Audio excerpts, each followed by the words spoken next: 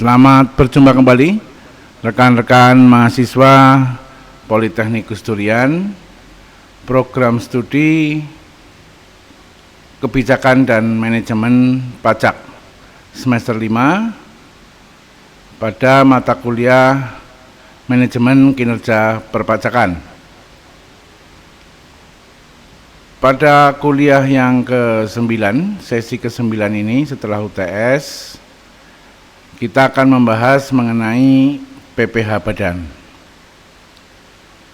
Baiklah, kita mulai kuliah kita.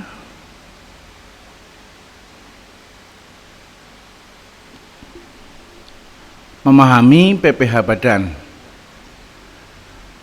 Salah satu kewajiban yang tidak dapat dipisahkan dari kegiatan sebuah perusahaan adalah kewajiban pajak. Itu kewajiban pajak penghasilan badan, ya, atau PPh Badan. PPh Badan merupakan pajak yang dikenakan atas penghasilan yang diterima atau diperoleh wajib pajak badan dalam 1 tahun pajak. PPh Badan perlu dihitung secara komprehensif dengan mempertimbangkan jenis penghasilan serta biaya yang sesuai dengan ketentuan perpajakan.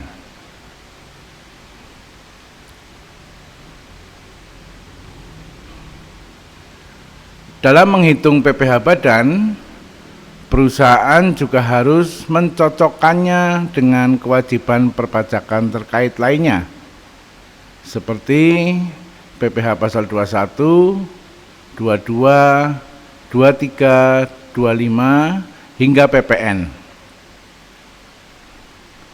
Dengan demikian, pemahaman yang holistik perlu dimiliki oleh perusahaan untuk mengelola PPh Badan secara efektif dan efisien, sehingga dapat meminimalisasi potensi sanksi pajak yang muncul akibat kesalahan dalam pengelolaan PPh Badan.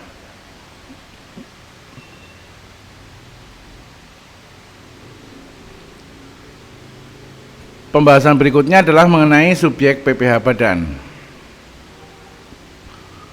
Menurut Undang-Undang Ketentuan Umum dan Tata Cara Perpajakan dan Undang-Undang Pajak Penghasilan, badan didefinisikan sebagai sekumpulan orang dan atau modal yang merupakan kesatuan baik yang melakukan usaha maupun yang tidak melakukan usaha.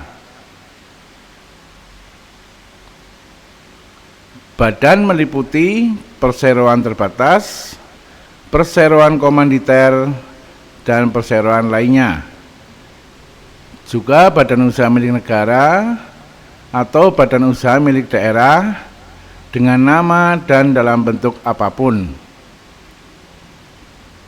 Berikutnya firma, kongsi, koperasi dana pensiun, persekutuan, perkumpulan, yayasan, organisasi massa, organisasi sosial politik, atau organisasi lainnya, lembaga dan bentuk badan lainnya termasuk kontrak investasi kolektif dan bentuk usaha tetap atau BUT.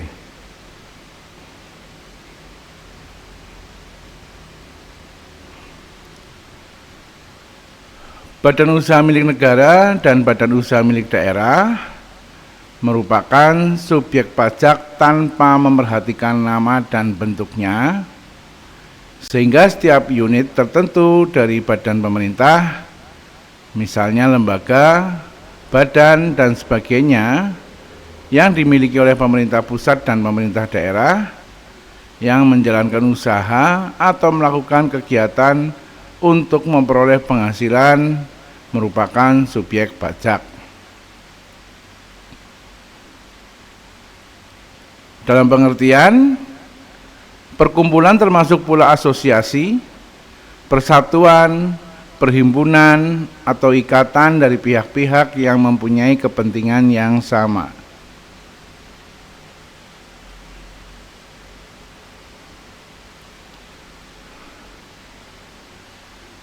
Dalam pembahasan subjek PPh badan, kita akan melihat lebih detail lagi. Yang pertama adalah jenis subjek pajak badan. Menurut Undang-Undang Pajak Penghasilan, subjek pajak badan dibedakan menjadi dua, yaitu subjek pajak badan dalam negeri dan subjek pajak badan luar negeri. Kita bahas subjek pajak badan dalam negeri. Adalah merupakan badan yang didirikan atau bertempat kedudukan di Indonesia.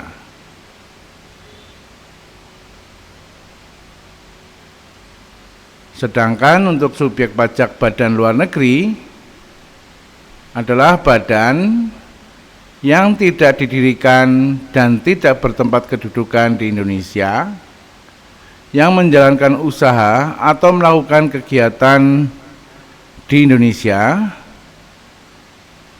yang menjalankan usaha atau melakukan kegiatan melalui bentuk usaha tetap di Indonesia, serta badan yang tidak didirikan dan tidak bertempat kedudukan di Indonesia, yang dapat menerima atau memperoleh penghasilan dari Indonesia, tidak dari menjalankan usaha atau melakukan kegiatan melalui bentuk usaha tetap atau BUT di Indonesia. Bentuk usaha tetap merupakan subjek pajak yang perlakuan perpajakannya dipersamakan dengan subjek pajak badan dalam negeri.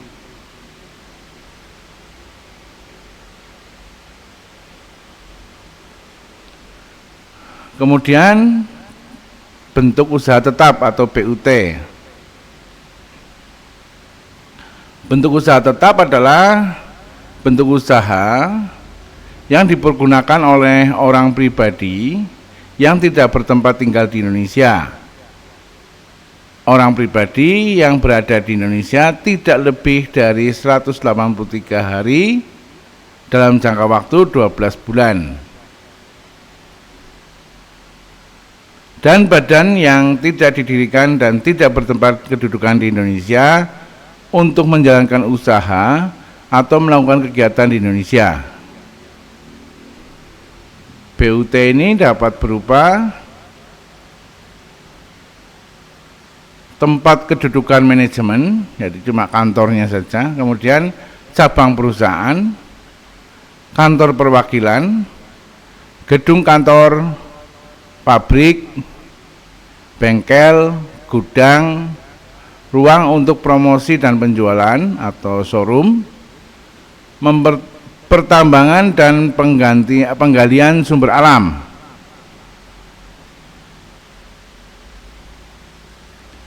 Wilayah kerja pertambangan minyak dan gas bumi, perikanan, peternakan, pertanian, perkebunan atau kehutanan. Kemudian proyek konstruksi, instalasi, atau proyek perakitan. Pemberian jasa dalam bentuk apapun oleh pegawai atau orang lain sepanjang dilakukan lebih dari 60 hari dalam jangka waktu 12 bulan. Kemudian BUT yang lain adalah orang atau badan yang bertindak selaku agen yang kedudukannya tidak bebas.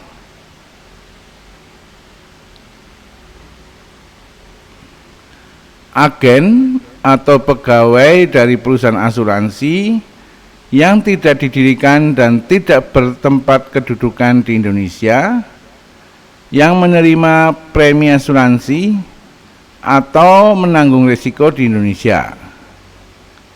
Dan yang terakhir adalah komputer, agen elektronik, atau peralatan otomatis yang dimiliki, disewa, atau digunakan oleh penyelenggara transaksi elektronik untuk menjalankan kegiatan usaha melalui internet.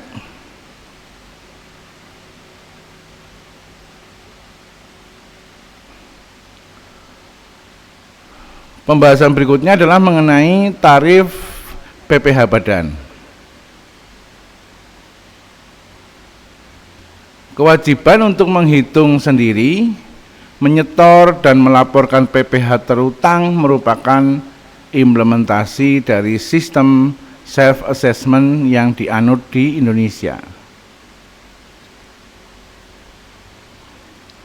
Tidak terkecuali untuk wajib pajak badan. Pajak penghasilan badan dikenakan atas penghasilan kena pajak setelah dilakukan koreksi fiskal. PPh terutang dihitung dengan mengalihkan tarif pajak penghasilan dengan jumlah penghasilan kena pajak. Untuk mendorong perkembangannya, usaha kecil dan menengah, struktur tarif khususnya terkait PPh badan diubah menjadi lebih sederhana. Jadi untuk UMKM, ini model perhitungannya berbeda dengan badan-badan yang dianggap sudah besar atau di atas UMKM. Dengan mengedepankan prinsip keadilan dan peningkatan daya saing, pemerintah memberikan fasilitas berupa pengurangan tarif. Yang pertama adalah ketentuan umum PPh badan.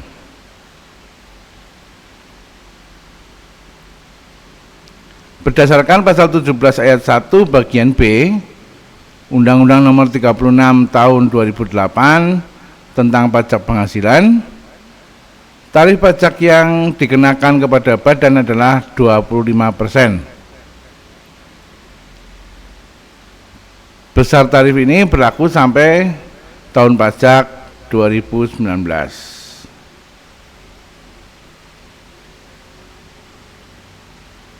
Selanjutnya, berdasarkan peraturan pemerintah pengganti Undang-Undang Republik Indonesia Nomor 1 Tahun 2020 atau Perpu Nomor 1 Tahun 2020.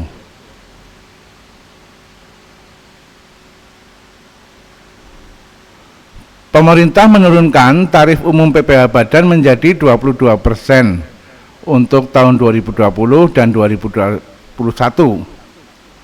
Lalu menjadi 20% pada tahun 2022. Namun berdasarkan Undang-Undang Nomor 7 Tahun 2021 tentang harmonisasi peraturan perpajakan, tarif umum PPh badan untuk tahun 2022 dan seterusnya berlaku sebesar 22%.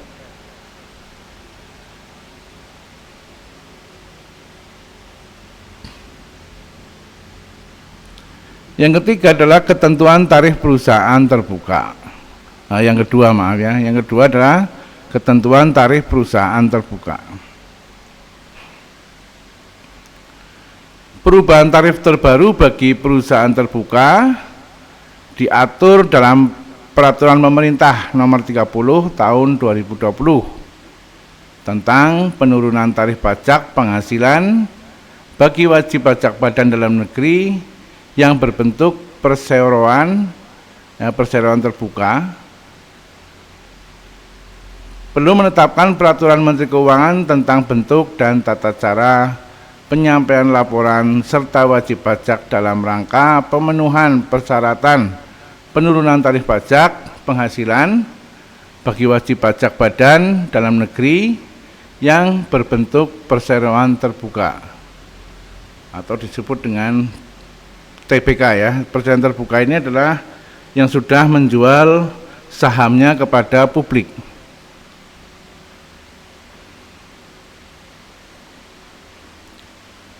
Perusahaan yang berbentuk perseroan terbuka dengan jumlah keseluruhan saham yang diperdagangkan di Bursa Efek di Indonesia paling sedikit 40% dan memenuhi syarat tertentu akan memperoleh tarif sebesar 3% lebih rendah dari tarif umum PPh badan.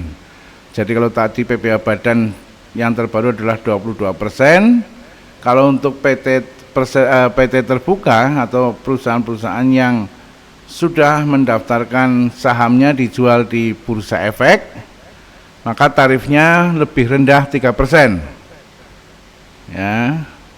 Jadi kalau misalnya PPh Badan Perseroan Terbuka atau PPh Badan untuk PT biasa itu 22%, maka untuk perseroan terbuka menjadi sebesar 19% untuk tahun pajak 2020 sampai seterusnya.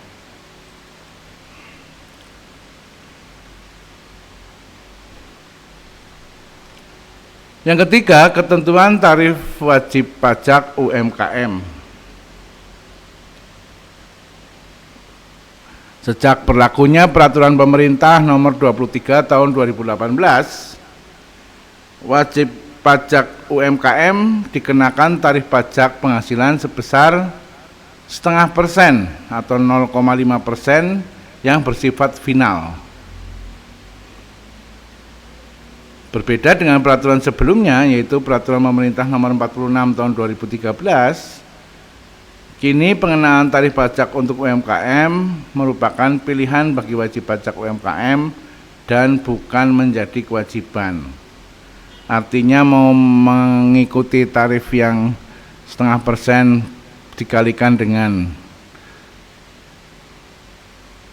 penjualan ya, atau omset itu boleh, atau mau mengikuti tarif non UMKM juga boleh.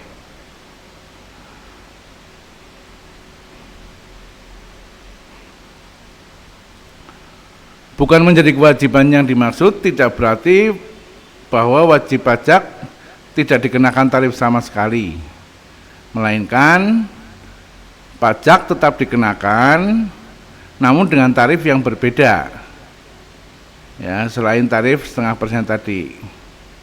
Hal ini merujuk pada pasal 2 ayat 2 huruf A Peraturan Menteri Keuangan Nomor 99 PMK 03 tahun 2018 bahwa wajib pajak UMKM yang memilih untuk dikenai pajak penghasilan berdasarkan ketentuan umum pajak penghasilan tidak dikenakan tarif sebesar 0,5%. Jadi ini adalah suatu pengecualian UMKM, tapi pengecualian itu boleh dimanfaatkan, boleh tidak dimanfaatkan oleh UMKM. Konsekuensi bagi wajib pajak UMKM yang memilih untuk dikenai pajak penghasilan berdasarkan ketentuan umum pajak penghasilan adalah wajib pajak menyampaikan pemberitahuan secara tertulis kepada Dirjen Pajak yang dilakukan paling lambat pada akhir tahun pajak, dan wajib pajak UMKM tersebut dikenai pajak penghasilan berdasarkan ketentuan umum pajak penghasilan mulai tahun pajak berikutnya. Jadi kalau mau tidak mengikuti yang aturan khusus UMKM, wajib pajak badan UMKM ini harus mengajukan permohonan.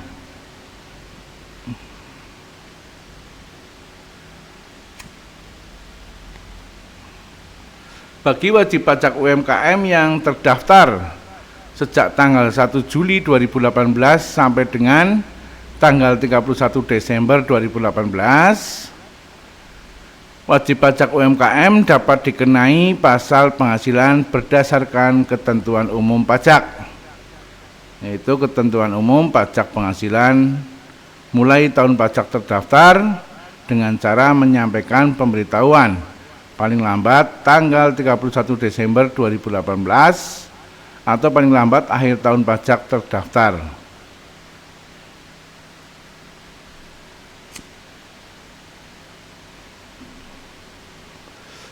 Kemudian bagi wajib pajak UMKM yang terdaftar sejak tanggal 1 Januari 2019 dapat dikenai pajak penghasilan berdasarkan ketentuan umum pajak penghasilan mulai tahun pajak terdaftar dengan cara menyampaikan pemberitahuan pada saat mendaftarkan diri.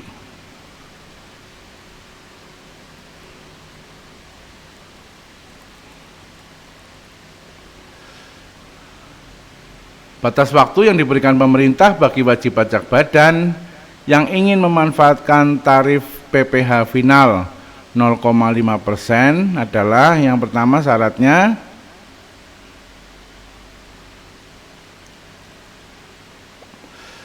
empat tahun pajak untuk wajib pajak badan berbentuk koperasi, persekutuan komanditer atau CV atau firma.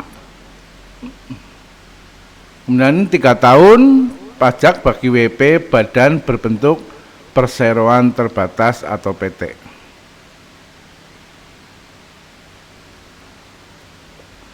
Setelah batas waktu tersebut berakhir, wajib pajak akan kembali menggunakan skema normal seperti diatur oleh pasal 19 Undang-Undang Pajak Penghasilan.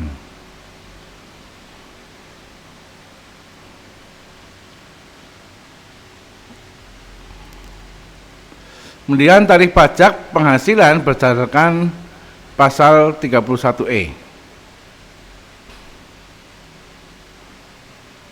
Wajib pajak badan dalam negeri yang memiliki peredaran bruto sampai dengan 50 miliar mendapat fasilitas berupa pengurangan tarif sebesar 50% dari tarif sebenarnya sebagaimana dimaksud dalam pasal 17 ayat 1 huruf B dan ayat 2A yang dikenakan atas penghasilan kena pajak dari bagian peredaran bruto sampai dengan 4,8 miliar.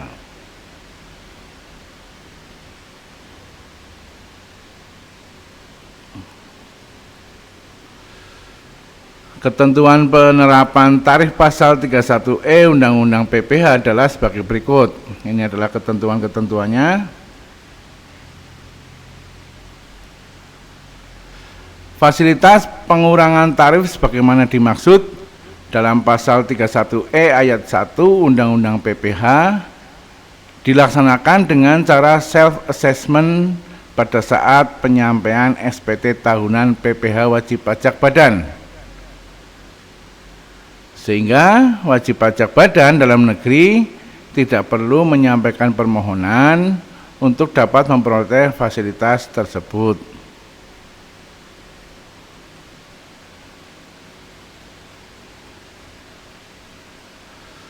Ketentuan berikutnya adalah BUT atau Badan Usaha Tetap merupakan subjek pajak luar negeri sehingga tidak mendapat fasilitas berupa pengurangan tarif sebagaimana dimaksud dalam pasal 31E ayat 1 Undang-Undang PPh.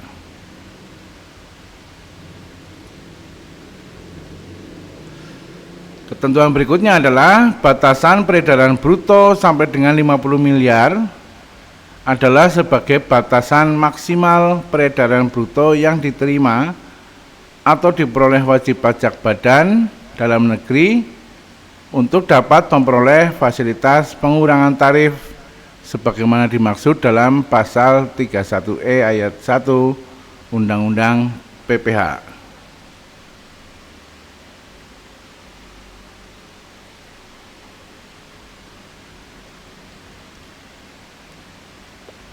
Berikutnya, peredaran bruto sebagaimana yang dimaksud dalam pasal 31E ayat 1 Undang-Undang PPh merupakan semua penghasilan yang diterima dan atau diperoleh dari kegiatan usaha dan dari luar kegiatan usaha setelah dikurangi dengan retur dan pengurangan penjualan serta potongan tunai dalam tahun pajak yang bersangkutan.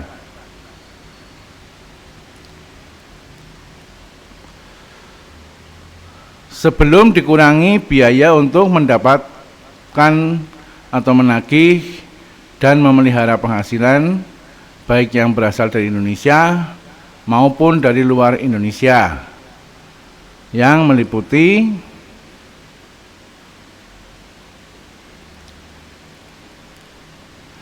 penghasilan yang dikenai pajak penghasilan bersifat final. Kemudian penghasilan yang dikenai pajak penghasilan tidak bersifat final dan penghasilan yang dikecualikan dari objek pajak. Ini harus diperdalam atau didalami lagi teman-teman nanti membaca Undang-Undang PPH ya.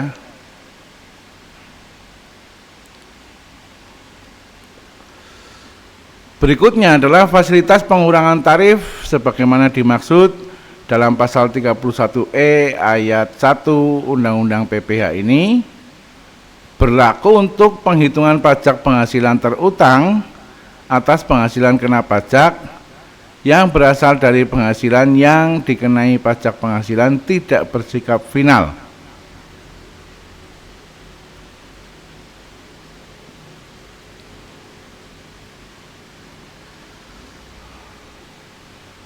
Fasilitas pengurangan tarif sebagaimana dimaksud dalam pasal 31E ayat 1 Undang-Undang PPH tersebut bukan merupakan pilihan, sehingga wajib ya bagi wajib pajak badan dalam negeri yang memiliki akumulasi peredaran bruto sebagaimana yang dimaksud pada huruf D di atas sampai dengan 50 miliar. Tarif pajak penghasilan yang ditetapkan atas penghasilan kena pajak bagi wajib pajak badan dalam negeri tersebut wajib mengikuti ketentuan pengurangan tarif sebagaimana dimaksud dalam pasal 31E ayat 1 Undang-Undang Penghasilan.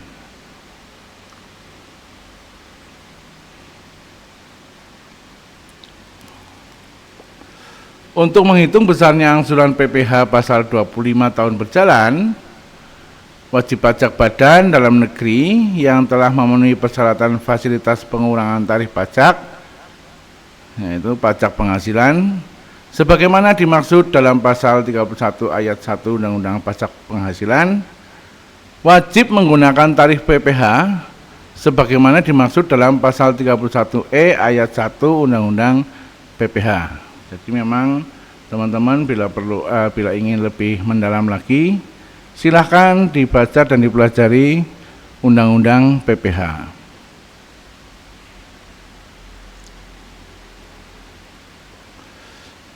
Kemudian yang berikutnya pembahasannya adalah pengenaan tarif PPH final pada wajib pajak dengan penghasilan bruto tertentu.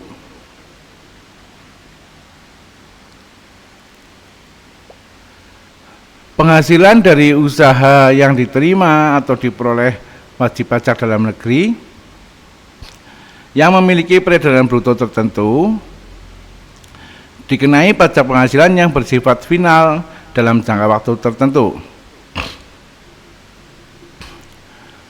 Tarif pajak penghasilan yang bersifat final ini dikenakan sebesar 0,5% dari peredaran bruto setiap bulannya, artinya dari omset kotor.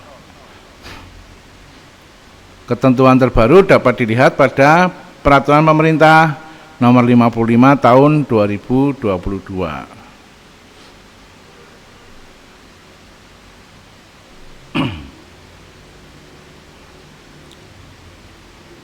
Kemudian pembahasan berikutnya adalah pengenaan tarif PPH final pada wajib pajak dengan penghasilan bruto tertentu.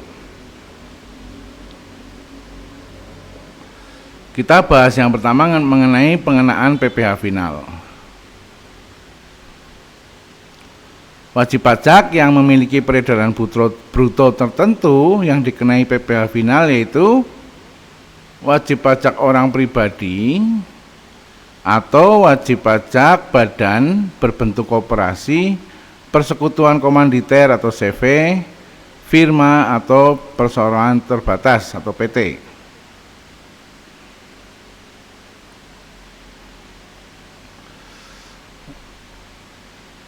PT tersebut menerima atau memperoleh penghasilan dengan peredaran bruto tidak melebihi dari 4,8 miliar dalam 1 tahun pajak. Kalau di atas itu sudah tidak bisa dikenakan PPH final. Kemudian jangka waktu pengenaan PPH final.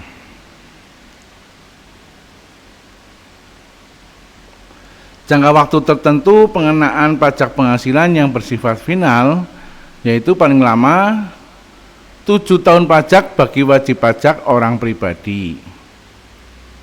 Kemudian 4 tahun pajak bagi wajib pajak badan berbentuk koperasi, persekutuan komanditer atau firma. Kemudian 3 tahun pajak bagi wajib pajak badan berbentuk perseroan terbatas.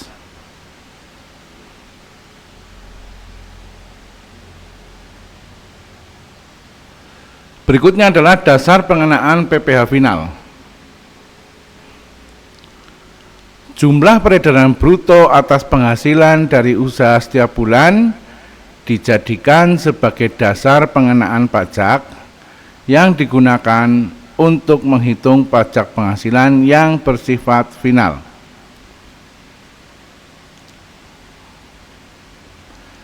Peredaran bruto yang dijadikan dasar pengenaan pajak ini merupakan imbalan atau nilai pengganti berupa uang atau nilai uang yang diterima atau diperoleh dari usaha sebelum dikurangi potongan penjualan, potongan tunai, dan atau potongan sejenisnya. Jadi pengenaan PPh final ini adalah berdasarkan penghasilan bruto atau omset bruto.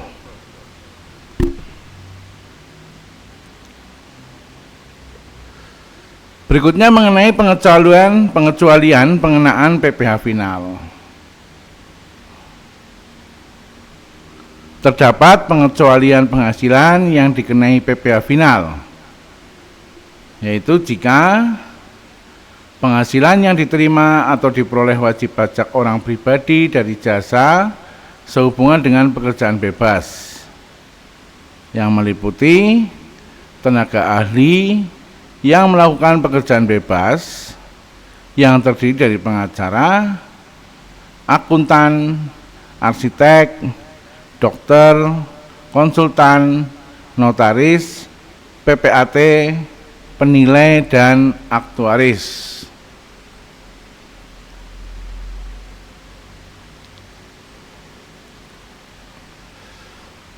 Kemudian juga untuk pemain musik, pembawa acara, penyanyi, pelawak bintang film, bintang sinetron, bintang iklan, sutradara, kru film, fotomodel, peragawan atau peragawati, pemain drama, dan penari.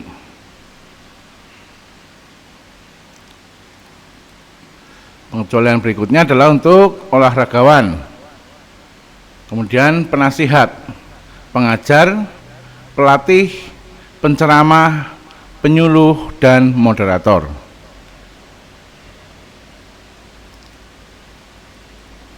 Juga untuk pengarang, peneliti, dan penerjemah, agen iklan, pengawas, atau pengelola proyek.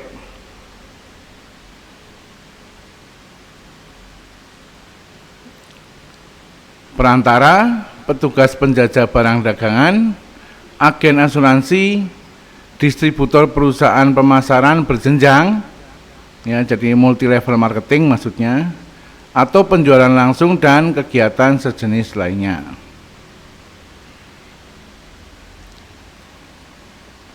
Penghasilan yang diterima atau diperoleh dari luar negeri yang pajaknya terutang atau telah dibayar di luar negeri.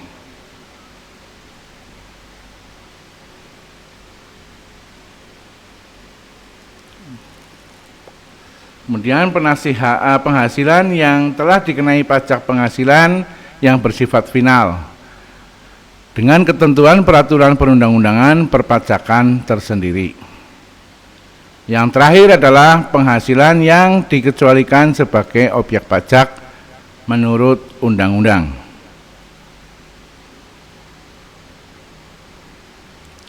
Saya kira itu teman-teman yang bisa kita bahas mengenai PPh badan.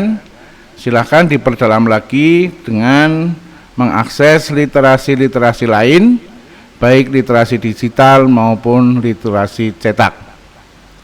Subscribe bagi yang belum subscribe channel saya, kemudian like dan share kepada banyak orang. Siapa tahu apa yang kita bahas pada kesempatan kuliah kali ini juga bisa memberikan manfaat kepada orang lain. berkomentar di kolom komentar, khususnya kepada mahasiswa Politeknik Gus Durian sebagai bukti kehadiran kuliah. Terima kasih atas perhatiannya. Kita akan bertemu lagi pada kuliah-kuliah berikutnya.